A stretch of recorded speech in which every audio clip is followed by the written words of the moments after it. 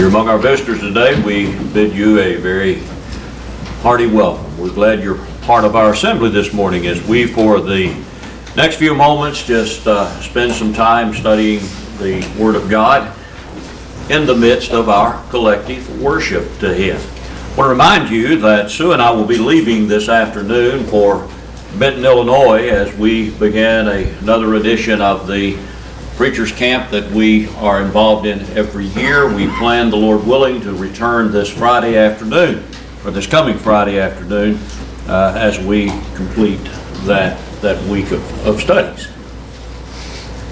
You know, in the Declaration of Independence that Thomas Jefferson penned at the beginning of our great nation, he included some rights that were granted to us as citizens of the world from God, inalienable rights that we have from God. Among those, the pursuit of life, liberty, and the pursuit of happiness. But I want to tell you, I think something has happened in our culture, and I think something has happened insofar as a lot of people's thinking is concerned, because we've taken that last phrase, this idea of the pursuit of happiness, and we have allowed it to become hedonism. And we think that we have a right to be happy. How many times do I hear people talking about, well, I have a right to be happy? It may be that they want to walk away from a marriage. It may be that they want to involve themselves in sinful activities. And when they're challenged about this, one of the things that they often say is, well, I have a right to be happy. Well, you know, that's not something that God had instituted in His Word, nor is that something that even was included in the Declaration of Independence. We have the right, as far as the Declaration of Independence is concerned, is to pursue happiness, not be happy. Now let me ask you, do you have any idea what this word means? Do you know what it means? When we talk about hedonism, when we're talking about somebody that, hedonistic in his approach to life, do you know what we mean by that?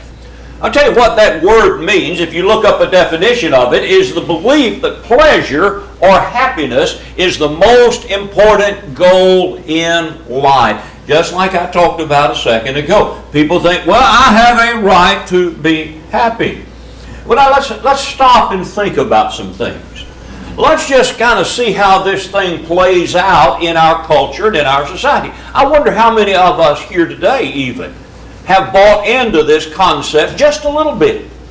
I think happiness, or I think joy, or things that we could probably even use as euphemisms for those terms. This is what life is all about. Well, let's just think about some things in our culture.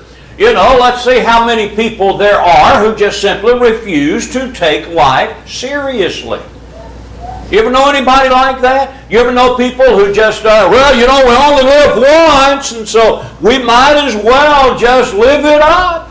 We might as well just have fun. Hey, lighten up. You ever hear anybody tell you that? Hey, just lighten up. Don't be too serious about things. Well, I'm going to tell you that is part of hedonism. Life is just a bundle of joy. Just have fun. Then there are those who are involved in the use and or abuse of intoxicants.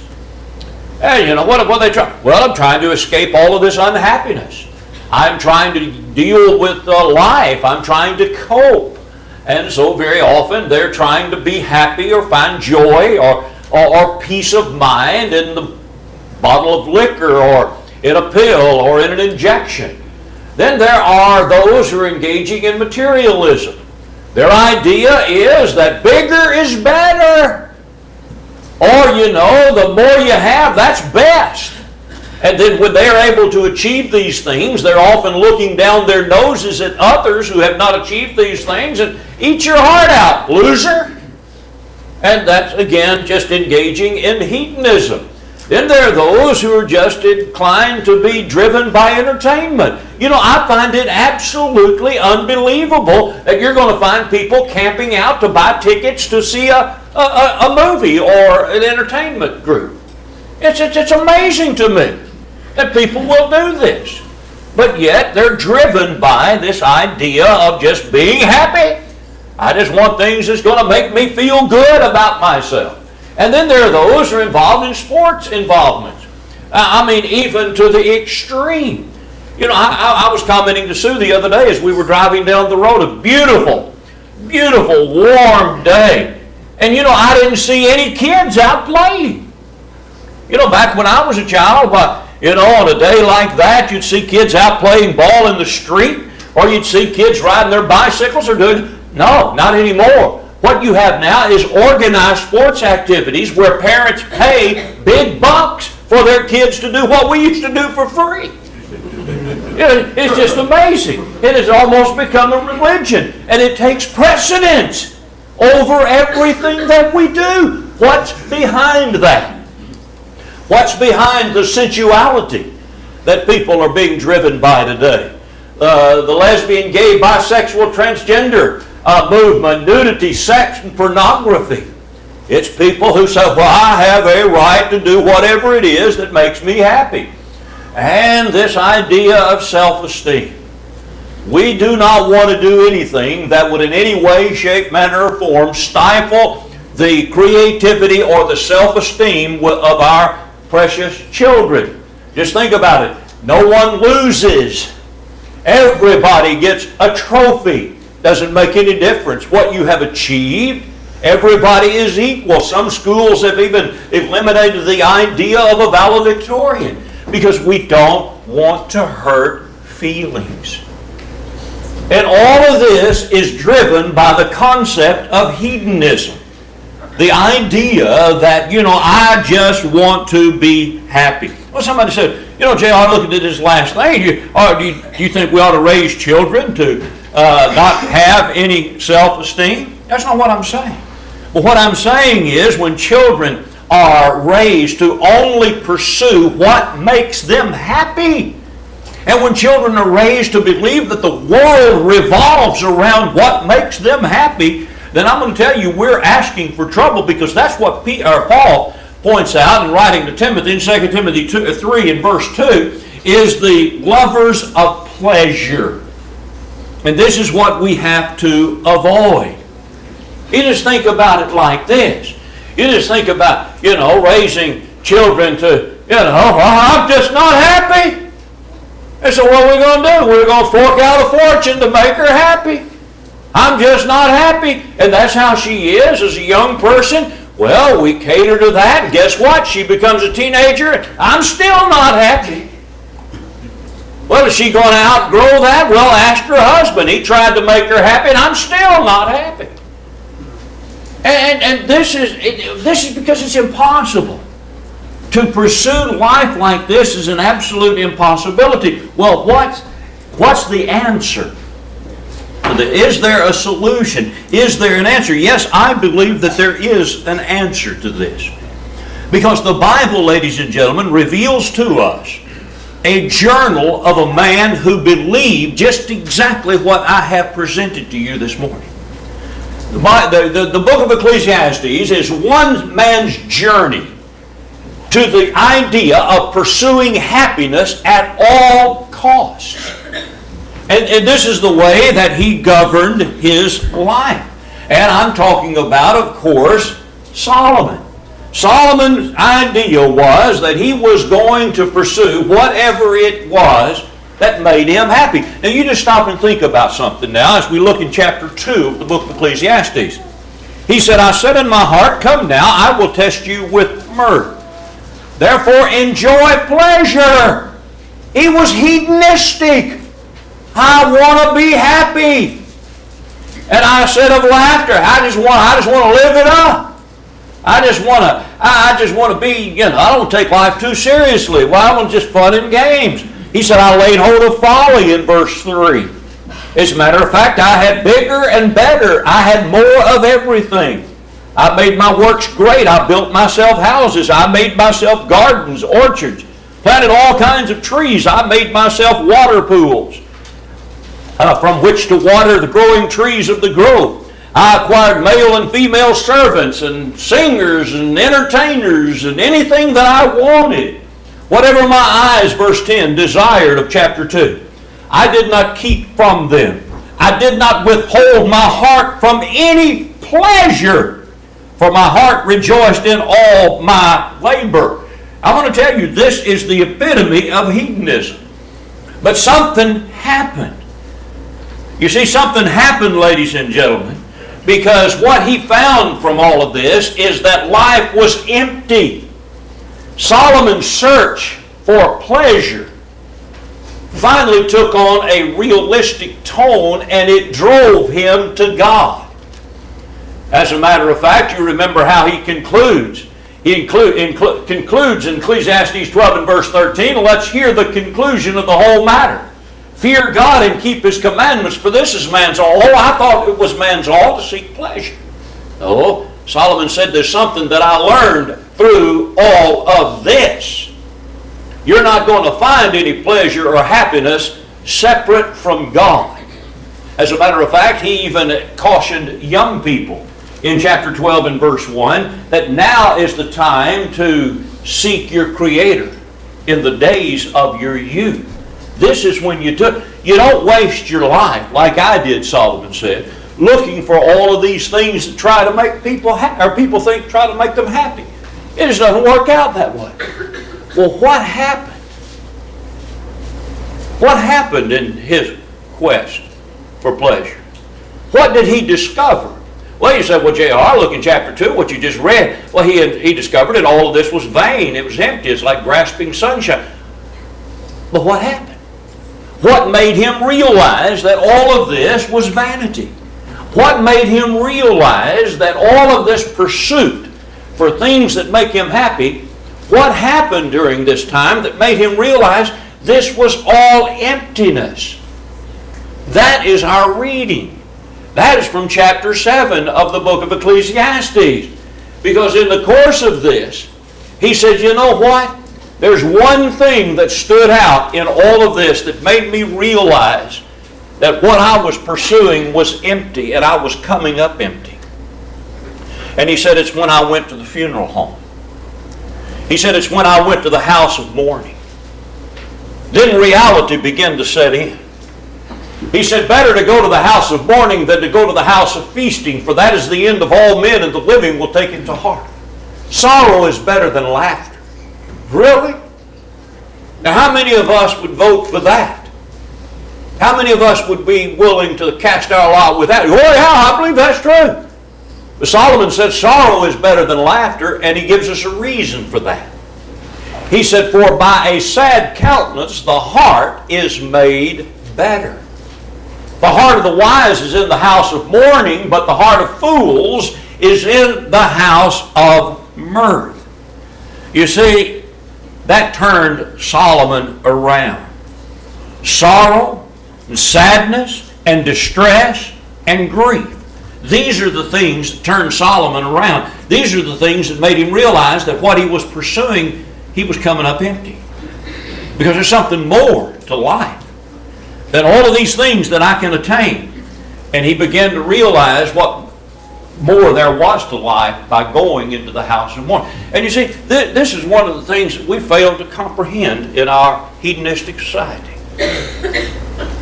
And that is that there are some benefits to grief. Do you realize that? Do you realize we want to live our life in a way that we never experience heartaches, hardships, tragedies, and grief? But do you realize that there are some benefits that you can reap from being grieved? Do you realize that? That's what Solomon is telling us in chapter 7 of the book of Ecclesiastes. There are some benefits to grief. Now, I know that's contrary to a hedonistic society. Well, let's look at 4 of these benefits from grief by looking at chapter 7 of the book of Ecclesiastes. In the first place, grief will bring eternity into focus if you will allow it to happen. Look again at verse 2. Better to go to the house of mourning than to go to the house of feasting. Why is that? For that is the end of all men. And he says the living will take it to heart. You see what grief is able to do, my friends? It's able to project us. It's able to cause us to look beyond the here and the now. It enables us to look beyond the neon and the tinsel and the glamour and the glitter and all that this world has to offer, if we will allow it to do just that. I'm reminded of what the Apostle Paul says in 2 Corinthians chapter 4. He said in verse 18, "For while we do not look at the things which are seen," but most of us do. Paul said we shouldn't be doing that. "But at the things which are not seen, for the things which are seen are temporary, but the things which are not seen are eternal."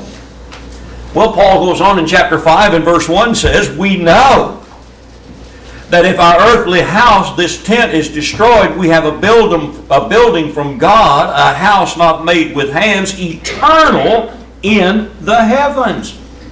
And I'm going to tell you something, nothing better is available to cause us to realize that this life is temporary than you take a trip to see someone who is in hospice care. You go take a look at somebody that's in hospice care, that's suffering from the last stages of terminal cancer, and you see someone go from a robust 180 pounds now to about 80 pounds, and the hands are just shriveling up to nothing. That will cause you to realize that this life is temporary. There's something beyond this life. But I don't want to see that. I don't want to go there. I don't want to go visit somebody. And you know why we don't want to go visit somebody like that? It's because when we see someone like that, it brings into focus that life is temporary. And we better get used to that. Eternity is on the horizon. And I'll tell you, there's nothing better than to go to the house of mourning, go to the funeral home, and take a look at that. That'll bring eternity into focus, won't it? When I was a junior in high school, our junior class president and two of his friends were killed in an automobile accident on US 31W, we call Dixie Highway, right in front of McDonald's.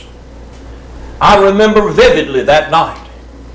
And I'm going to tell you the next day the next Monday when we all went to school, and we were all brought down to the gymnasium to reflect upon this. It was a time of reflection that caused every one of us there to begin to think about how temporary life was, and it brought eternity into focus. But we don't like to think about those things. We like to do everything that's possible to keep us from thinking about those events. We don't like to think about what went on in Orlando with 49 people being slaughtered in a 3-hour period. We don't like to think about that. These young people, forget about their lifestyle for a moment. They're young people that were snuffed out in the prime of their life. We don't like to think about the 2-year-old that was snatched from a beach there at Disney World by an alligator and drowned. We don't like to think about it. But this is reality. This life is temporary. The Bible addresses that throughout, but we do not listen. Job said, "My life is swifter than a runner," in Job 9 and verse 25. James said in James 4 and verse 14 that our life is but a vapor. And all you've got to do is look in the newspaper and see what's going on in life, and you realize this. This is what Solomon said. "I took a trip down to the house of mourning, and you know what? It's good for me to be there because that is the end of all men." And then there's the writings of the psalmist. In Psalm 39, a passage that we're all very familiar with, he says, "Lord, make me to know my end and what is the measure of my days, that I may know how frail I am." How many of you, during the passing of Muhammad Ali recently, how many of you were shown pictures of him when he would win the heavyweight championship of the world, when he was standing over a prone Sonny Liston, muscles rippling, And then did you see him when he died? Parkinson's had taken over, and he was nothing but a hull of what he used to be. This is what David is calling upon us to realize here. Lord, help me to realize that I am just on a one-way trip to eternity. Make me to know my end. Make me to know how frail that I am. Yes, you've made my days as handbreadths, no wider than the hand. And certainly every man at his best state is vapor. Every man walks about like a shadow. Death and grief tell us that life is temporary. It tells us that eternity is sure. But grief also reminds us of what is real. Let's look again at our text, and let's notice now in verse 3. Sorrow is better than laughter.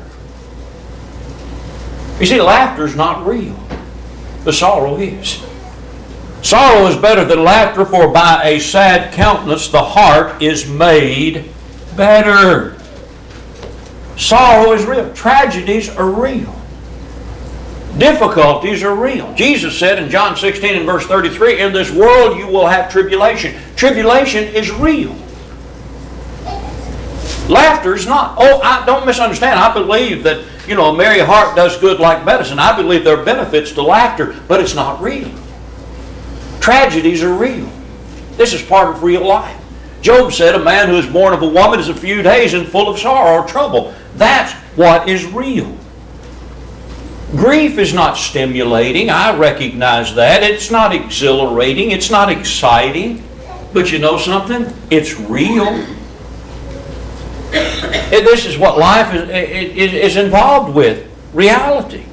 Life is not all pleasure. It's not all fun. It's not all living happily ever after. It's not always being on a mountaintop, having a high or a rush.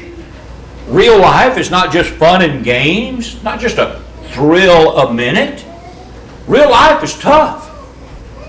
And you better tell your children, real life is tough. And you're not always going to get a trophy. And there are going to be some people, even if they were not recognized as valedictorians, they're going to do better in life than you. Real life is hey, you remember back in Genesis chapter 3 when Adam and Eve sinned, rebelled against God, and God placed curses upon them? You remember the curse that He placed upon Adam in Genesis 3 and verse 19? That you're going to have to work, Adam, and from the sweat of your brow you will eat bread. And this is the reality of life. You're going to have grief. It's going to be there. And I'm going to tell you something. If you doubt this, you just look into the lifeless eyes of somebody who has died. And while they're not looking back at you, you are looking at reality. And you say, J.R., that's morbid. Yes, it is. But it's real. There's nothing fun about grief. I'm not suggesting that. But it's real. And I'm going to tell you, there's nothing stimulating about looking at someone who has gotten sick. There's nothing fun about sickness. Looking at a body wasting away.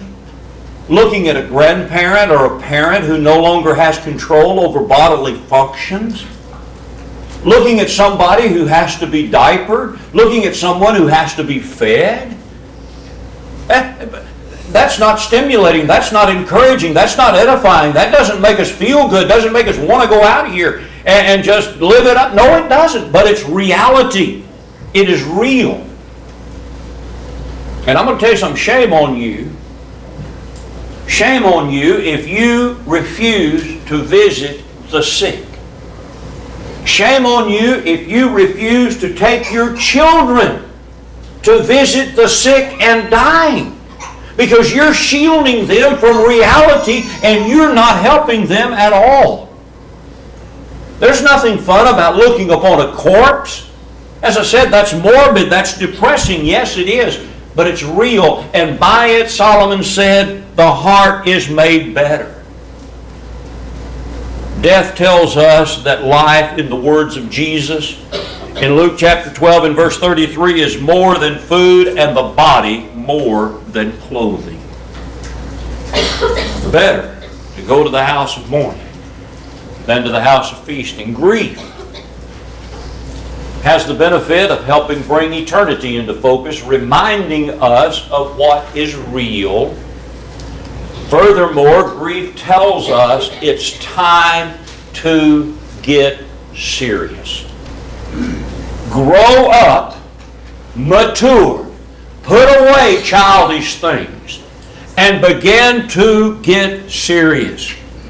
The heart of the wise is in the house of mourning, but it's the fool. It's the fool who goes to the house of mirth and forgets about the house of mourning. We want to avoid, many people do, want to avoid anything serious. To many people, life is just a running joke, a game, laughter, pleasure. But in reality, that's something that drives people away from God. And I'm going to tell you something, it is intended to do that. The devil knows that, and those who are serving the devil realize and understand that. If I can just get somebody not to take life very seriously, and I can just get somebody to just want to live it up 24/7, then I've got somebody who's not going to be driven toward God. But I'm going to tell you, one day, the laughter will stop. One day, you're going to find yourself in the same condition as a rich fool in Luke 12 and verse 20, when the grim reaper is saying to you, this day, this night, your soul is required of you. And when that happens, one day the family's going to gather together, and they're going to begin making plans for your funeral. And they're going to be picking out the songs that are to be sung. They're going to be picking out all these other things that go with that. And you know what? There's not one thing you can do to prevent it. Nothing is going to prevent that. It's going to happen. One day the laughter will stop. No one has the power over the Spirit to retain the Spirit. No one has power in the day of death. There is no release from that war. And wickedness will not deliver those who are given to it. Ecclesiastes 8 and verse 8. But the fool doesn't recognize that. The fool just lives it up. We're going back to chapter 7, and we find that he says in verse 6, for like the crackling of thorns under a pot, so is the laughter of the fool. This is vanity. You see, grief, funeral homes, graveyards, these remind us of what life is all about. It is a one-way ticket to judgment. For it is appointed unto man once to die, and after this, the judgment. You've got a one-way ticket. Destination, the judgment of God. And you know what? You better get it right. There are no do-overs. Grief reminds us of this. Furthermore, grief affirms that we too are mortal. Oh, and that hurts. Because we think everyone else is mortal except us. At least we're able to cope with life in that way. He said that the day of death is better than the day of one's birth. Chapter 7 and verse 1. The day of death better than the day of one's birth. That's hard for us to grasp, and it's painful for many of us to realize that, you know what, we are going to die. And those who have spent their lives pursuing things, pleasure, and all that the world has to offer, these people are unprepared. Not only for adversity, but they're unprepared for death. How many of you, if you had the opportunity, that you would just like to cut out these two verses that I'm about to quote from the Scriptures? Because you don't feel like they ought to be in the Bible. And that is in James 1, verses 2 and 3. James says, count it all joy, my brethren, when you fall into various trials. Oh, because he goes on to tell us there's a benefit from these things. You know, you count it because if you endure these things, you are developing patience. You're able to conquer. You're able to hold on. Count it all joy when you fall into various trials, knowing that the trying of your faith produces patience. I want to go back to something that I mentioned a moment ago, and that is the attitude of many well-meaning parents who seek to shield their children from unpleasant facts of life. Shame on us. We want to shield our children from sickness and from death and from world affairs. And I'm going to tell you, we're raising children who are going to be unprepared for life. But more importantly than that, we're going to be raising our children to be unprepared for death. I remember when I was barely 12 years old, my granddad died. And we drove down to the country from Louisville. And you know, this was back at a time when many of you who are older will recognize these times. That's when very often the deceased was brought back to the house and laid out in the front room. The casket was laid out in the front room. And they were going to bring Granddad back from the funeral home to the house. And I watched my uncles as they cleared out the front room so that they have room for the flowers and the casket. And then I saw the hearse coming down the road, 12 years old. There was a woods up behind the house. I ran up in the woods. And I sat underneath a tree and I cried and I cried and I cried and I vowed that I would never go down into that house where my granddad was lying.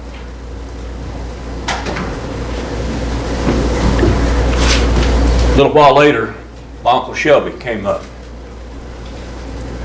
And he sat down beside of me and he began to talk to me about death and what death was. That Granddad's tabernacle was in that casket. That his soul had departed. And after a while of talking with Uncle Shelby, he took me by the hand and we walked in to where Granddad was laying. I'm telling you that to make this point. I thank God that I was not shielded from the reality of life. Death is part of living. It is the end of the cycle of life that began at the moment of conception. And what we need to do is come face to face with our own mortality. And when we come face to face with our own mortality, we're not going to waste precious moments by asking questions that cannot be answered. Why me? What if? Why would God? And a number of other questions like that. We'll not waste time doing that, because we've already advanced well beyond that. And the questions that we will ask is, what can I learn from this? How can I be made better because of this? How can I help others who are going through this? And then when the end comes, I'll say with Stephen, Lord Jesus, receive my spirit. Grief is real. As we said a little while ago, the laughter is going to stop. And when the laughter stops and the games end and we stand before God in judgment, I'm afraid for so many that's going to be a very sobering and disturbing time. Jesus said in Luke chapter 6 and verse 25, woe to you who laugh now, for you shall mourn and weep. 100 years from now, ladies and gentlemen, the only thing that's going to matter, believe me, is how much you love God and how much you have served Him and how obedient to Him you have been. That's the only thing that will matter. And if you want to get a good glimpse of the reality of life, you do what Solomon said. You take a trip to the house of mourning. That is the end of all men. And if you're wise, you will lay that to your heart. And you'll stop living the way that you've been living if you're not serving God. You'll make some changes in your life that are profound changes because you realize that you are mortal, that you have a one-way ticket to the judgment. And now's a good time for you to make some changes in your life. Oh, my friend, if you believe Jesus is the Christ, the Son of God, do you have any idea what a blessing and privilege that is? Because you have within your power all that's necessary to become a child of God, John 1 and verse 12. If you'll repent of your sins, turn from them, confess your faith that Jesus is the Messiah, be baptized in water for the remission of your sins, Acts 2 and verse 38. You can then be raised to walk in newness of life. If you'll live faithful to Him all the days of your life, you'll hear Him say on that blessed day, "Well done, you good and faithful servant." Isn't that what you want to hear? This life is temporary. It can end. It could end for us this day, and believe me, it will end this day for so many people. Many people who are unprepared to face God in the judgment. Don't let that be you. You're subject to the invitation. Why don't you come right now? Together we stand and as we sing.